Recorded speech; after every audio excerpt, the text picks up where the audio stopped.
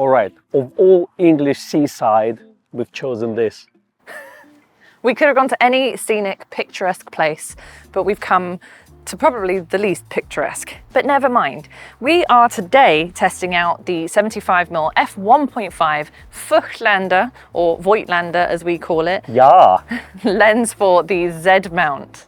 das ist fantastic, Becky. Das ist fantastisch. This is obviously a portrait lens, but we're going to test it out on all sorts of subjects and see if we can really take advantage of that shallow depth of field. So come along with us as we do that. And you know what? Even in macro photography. Just a bit.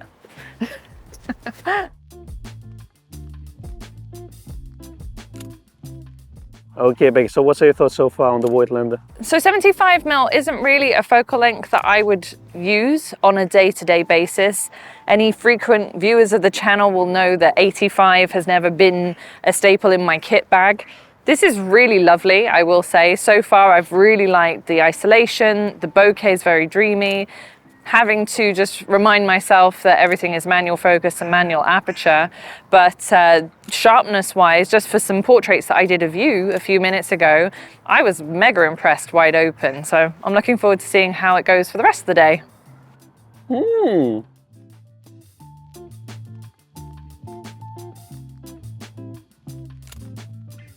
So Con, what do you think about this lens so far? Well, you know, I like my Voigtlander lenses.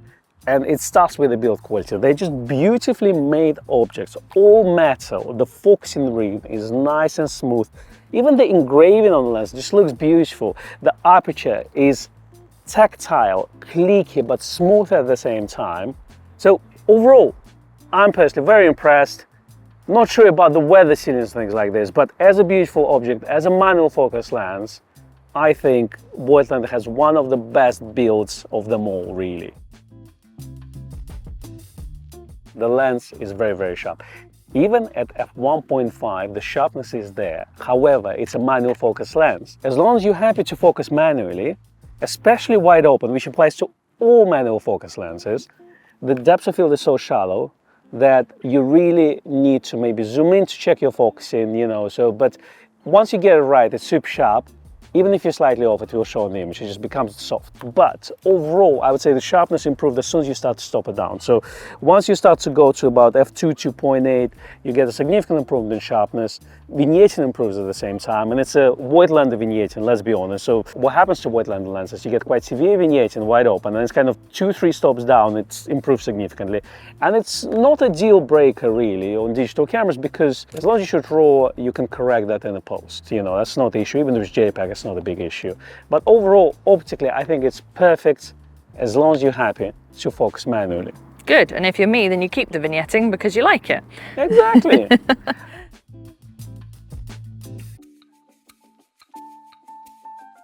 Here we found Becky in very unusual activity, squatting and doing some macro shots for the lenses that are not designed for macro photography. I can't hear you. But the video can hear me, and this is the most important thing. I'm not talking about you, Becky, no. Sure. Sure you're not. Let's talk about rendering a little bit. It renders beautifully vintagey. If you like your Nikon modern rendering lenses, then stick with Nikons. This is a character lens. Overall, bokeh has a little bit more character, you get a bit more vignetting, but it also brings the 3D pop into the image. So if you shoot it wide open, so if your subject is center, it kind of brings it more to the center, and that's what we call 3D pop, you know. So that's all there, as with all wide aperture Voigtlander lenses. So if you like your character lenses, it's another winner from Voigtlander. So Con, what's your top tip for shooting manual focus? All right, assign one of the buttons, like in my case, OK button, to 100% zoom.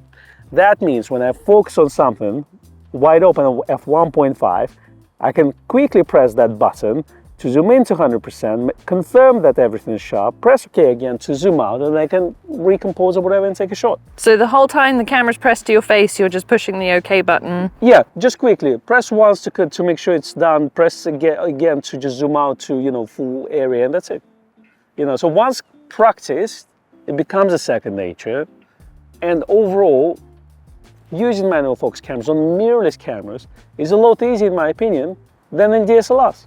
because obviously in DSLRs we have plain focusing screen designed for autofocus lenses, and you can't zoom in into the image to confirm that. So you have to rely on your little rangefinder or your eye, which works fairly okay. But what we found in some lenses that even if we have the great buffer, great dot on DSLR, it may not be fully sharp, and in low light conditions, very difficult to judge with your eyes, So I would take a mirrorless camera for manual focus lenses focusing over any DSLRs with a plain focusing screen.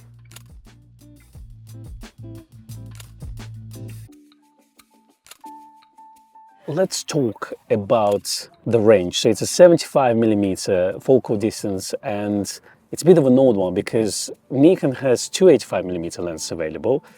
One is 85-1.8 lens, and another one is 85-1.2.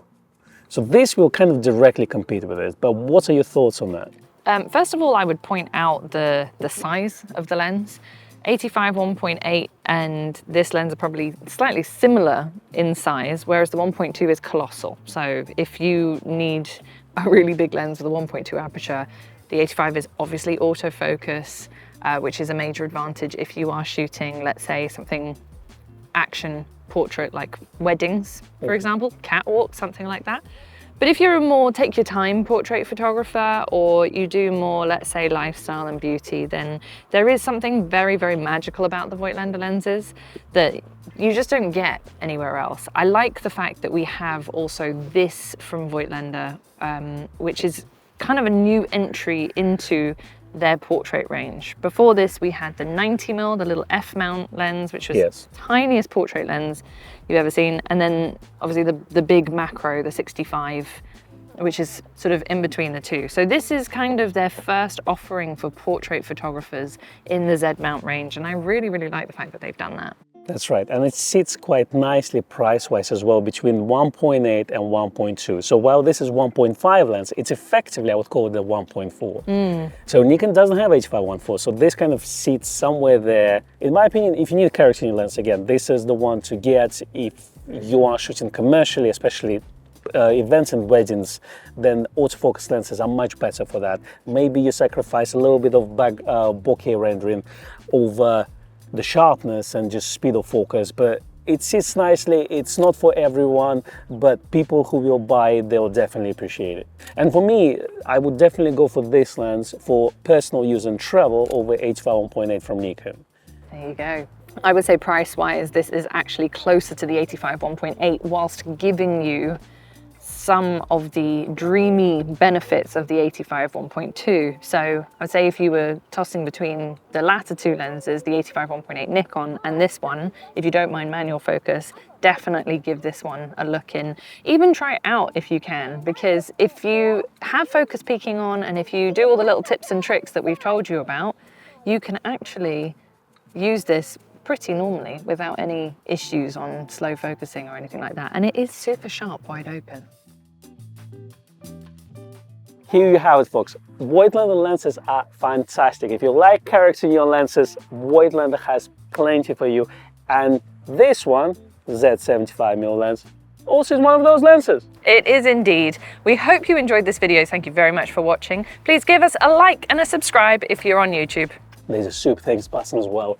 Hit it if you can. Just open my mouth and hit the lens.